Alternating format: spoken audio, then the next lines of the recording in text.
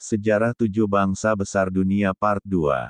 Kajian khusus dewasa. Setiap mukmin harus membersihkan dirinya dari kepribadian yang lama, baik itu agama, budaya, maupun pendidikan, dan tidak menjadikannya akidah kecuali sebatas pengetahuan saja. Setiap kita harus membunuh kepribadian yang lama untuk kemudian lahir menjadi manusia baru, manusia jelmaan Ruhul Kudus.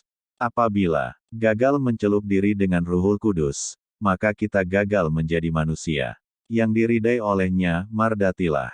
Perhatikan perintah Tuhan semesta alam kepada kaum mukmin dalam surat An-Nisa 4 ayat 66 berikut ini.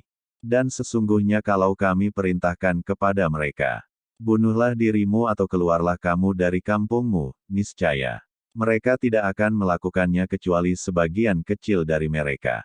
Dan sesungguhnya kalau mereka melaksanakan pelajaran yang diberikan kepada mereka, tentulah hal yang demikian itu lebih baik bagi mereka dan lebih menguatkan iman mereka. Perintah ini merupakan kunci keberhasilan perjuangan mukmin. Membunuh kepribadian nafsu buruk yang menuntun hidup sesuai kehendak nafsu dan menggantinya dengan kepribadian atau ruh Allah. Ruhul Kudus adalah ruh Allah, bukan entitas yang berbeda.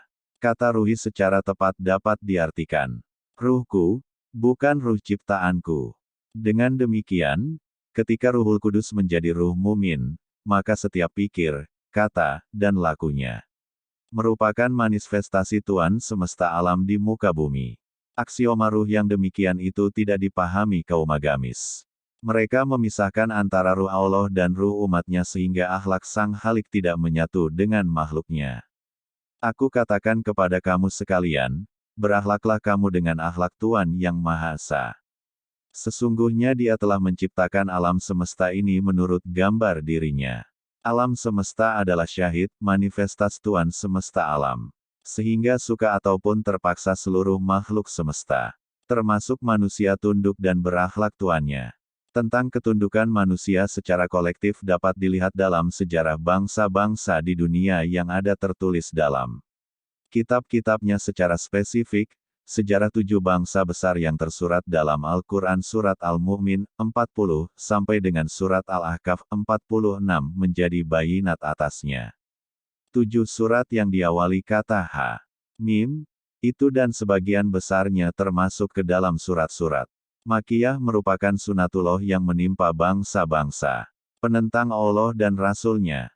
Jadilah kaum yang berpikir selaras dengan tradisi Tuhan semesta alam sehingga dapat mencerdasi setiap tekanan yang timbul dalam menjalani tradisinya. Sudah menjadi tradisi Tuhan semesta alam bahwa orang-orang beriman dan beramal saleh akan mendapatkan nikmatnya, sedangkan orang-orang kafir akan memperoleh murkanya. Tujuan diutusnya Rasul yang disertai petunjuk adalah, dalam rangka Dia membelah manusia menjadi dua golongan, yakni kaum mukmin yang dianugerahi nikmat olehnya dan kaum kafir musyrik yang olehnya. Kehidupan umat manusia di bumi terikat pada siklus, yakni putaran waktu yang merangkai kejadian yang berulang-ulang secara tetap dan tidak akan didapati perubahan atasnya. Daur pergiliran antara peradaban mukmin dan peradaban kafir itulah nilai pelajaran terbesar yang seharusnya dapat dipetik oleh pembelajar sejarah. Tak ada gunanya belajar sejarah apabila ia tak bermuara kepada pemahaman sunatullah peradaban umat manusia dan hidup menyelaraskan diri dengannya. Sejarah peradaban umat manusia itu bersifat siklus, bukan linier. Bentangan siklus sejarah yang sangat panjang itu akan melalaikan manusia, kecuali orang-orang yang mempergunakan akal pikirannya.